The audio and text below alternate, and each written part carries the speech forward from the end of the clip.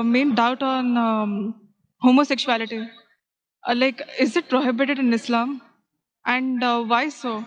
Because, I had, from the past 5 years, I've been with so many homosexuals. It's like, their feelings that they have for the same sex or whatever it is. It's so true. It's like the same kind of pain what we might feel for maybe our husbands or whoever it is. If it's wrong, why is it wrong?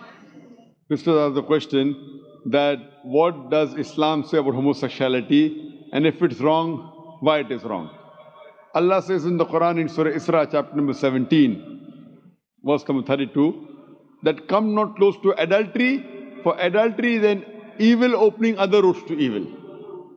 Besides that, Allah says in Surah Araf chapter number 7, that telling to men that do you practice your lust after men in preference to women. That means homosexuality is prohibited in Islam, in the Quran, because Almighty God made the human beings.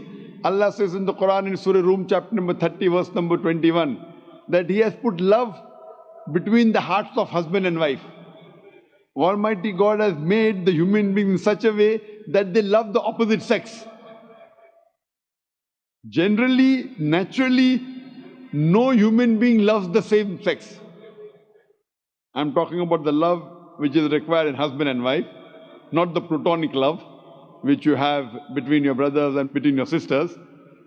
Now, initially, there was a research which said that homosexuality is genetic. So during question and answer time, somebody asked me, the way you're asking, if homosexuality is genetic, then how is that human being to blame? It came from his parents, so why is he to blame? Like you're saying, if someone loves someone else, so why should he be blamed? I said this is a research. This is a hypothesis. It's not a fact. And later on we came to know that this hypothesis was wrong, and the person who propounded this hypothesis, he himself was a homosexual. So homosexuality is not genetic. It comes, today science tells us, how do homosexuals evolve? Because what Almighty God has given permission for a human being, what's permitted. You get married, do nikah, you can have sex with your wife. And Islam says that while having sex with your wife is also worshipping Allah. Because you're preventing the haram, you're not going outside the marital bond to satisfy your urges. That's Islam. Today science tells us, today research tells us that those people who have multiple life partners outside the marriage bond, as compared to those who only have with the spouses, they enjoy their sexual life much better than the others. And what happens today, when you get tired with it, you go to the Western countries, you have mistresses. 5, 10, 20, no problem. You start then doing unnatural things. When you start doing unnatural things, you don't follow the law of the Creator and you try and satisfy your urges in the wrong way. The moment you keep on doing the wrong way, then you keep on going beyond what is natural, and that's how the person becomes homosexual. It is not genetic. Because you go beyond the limits what Almighty God has permitted you, you try other things, you try unnatural things, and finally you land up by saying you no longer enjoy having sex with the opposite sex, so you have sex with the same sex. So sister, because they have broken the law of Almighty God and they do unnatural things, that's how psychologically they become a homosexual. So, but naturally, if you break the law of Almighty God, that's totally wrong. And that's how it lands up a person being homosexual. So they are to blame, and Islam prohibits homosexuality. Even Christianity prohibits homosexuality. Most of the religions are against homosexuals. It's now the Western countries are saying, because in democracy, whatever majority says, you win. Majority wins. In Islam, majority doesn't win, the haqq wins. The truth wins. I remember when I'd gone to Canada in 1996, the first time I went to give a lecture, in the front page I saw a man kissing a man. A man kissing a man, and it says that they have married each other. Today in Western countries, if I speak against homosexuality, it's a crime. It's a crime. So what we realize that previously, all the countries homosexuality was a crime. Then some Western countries like Canada gave legal sanction to it. Today, most of the Western countries, homosexuality is legal. Even India, the country where I come from, they are thinking to make it legal. So what we realize, what is truth. Majority doesn't win. What is wrong is wrong. And in Islam and most of the major religions of the world, homosexuality is a sin. It's a crime. It will not take you to heaven. It will take you to hell. Hope that answers the question, sister. I think there were rumors that I actually said that Islam allows homosexual acts, and that's not true. I did not say that, and I'm just clarifying that Islam does not allow homosexual acts. Just like Islam does not allow you to commit adultery, just like Islam does not allow you to touch the opposite sex who's not a mahram, just like Islam does not allow so many things, the consumption of alcohol or the consumption or the taking of intoxicants and so on, the eating of usury and interest. Islam doesn't allow these things. I would have no right or justification to say that Islam allows all of that. I think what people misunderstood is when I was speaking about the secular rights of people. So I live as a Muslim in a country that is not a Muslim country. And in this country, there are people who follow all sorts of faiths. There are people who engage in association of what I would term as partnership with Allah. Are they free to live in this country? The answer is yes. And I would respect their rights as a citizen of this country, even though I have the right to disagree with them, and I do. But it has to be very respectful. It doesn't mean I've compromised my faith. It doesn't mean I've agreed to something that Islam disallows or the Quran clearly says that this is disallowed.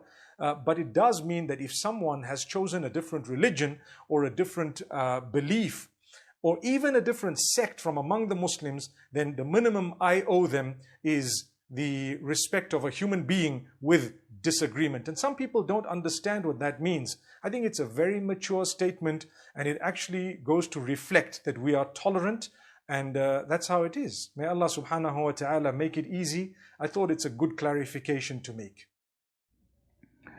A brother says, are gay marriages illegal in Islam? If yes, then any reasons specified in Quran or Hadith? Now, probably this brother is not a Muslim, or he is a Muslim, but is confused due to the fact that he's living in a kafir country, and most kafir countries promote homosexuality, LGBT, etc. I think they've added a Q to that LGBTQ, or the alphabet in general, I don't know. But homosexuality is prohibited in the Bible. So Jews, Christians, and the Muslims all agree that homosexuality is a major sin and it is prohibited. So when you ask about gay marriage, usually this refers to same-sex marriage. So a man marrying a man or a woman marrying a woman. And this is an abnormality. This is something that is not natural. All humans acknowledge that marriage, even in dictionaries, even with atheists and those who do not believe in the existence of religion or anything else, they define marriage as a relationship between a man and a woman. To have a relationship between a man and a man, or a woman and a woman, this is not marriage. This is homosexuality, and it's a major sin in Islam. Why is that? Because we have rules, we have laws, we have regulations given to us by the one who created us. So Allah Azza wa Jal told us that this is prohibited. We're told in the Bible, we're told in the Quran that the village of Sodom was devastated, was totally destroyed, and the people annihilated because they used to commit the sin of homosexuality. This is what Allah tells us in the Quran. So, as a Muslim, I do not believe in man-made laws. So today, they legitimize homosexuality. 50 years ago, it was a sin. It was a crime that a person would be thrown in jail because of that. So in 50 years, things change. How would I ensure that in 50 years' time they would not legalize incest? A man marrying his sister or daughter or mother. I don't know, maybe they're applying it at the moment. How would I know that they would not legalize and give legitimacy to rape or to having illicit relationship with minors, children? And it goes on and on. And this is why, as Muslims, we believe that the rule should be only to Allah the Almighty, the one who created the heavens and the earth, who created us and knows what is best for us. And I hope this answers your question. السلام علیکم ورحمۃ اللہ وبرکاتہ. ناظرین، break سے پہلے ہم ایک سوال دیکھ رہے تھے جس میں سوال یہ تھا کہ مرد کا مرد کے ساتھ اپنی شہوت کو پوری کرنا، عورت کا عورت کے ساتھ اپنی شہوت کو پوری کرنا کیسا ہے اور اس کا معاملہ کیا ہے. تو آئیے پہلے مرد کا مرد کے ساتھ دیکھتے ہیں.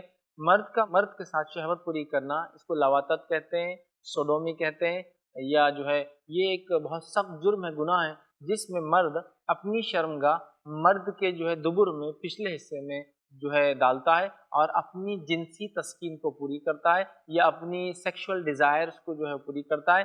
یہ اسلام میں حرام ہے. یہ بات واضح ہوگی، درست نہیں.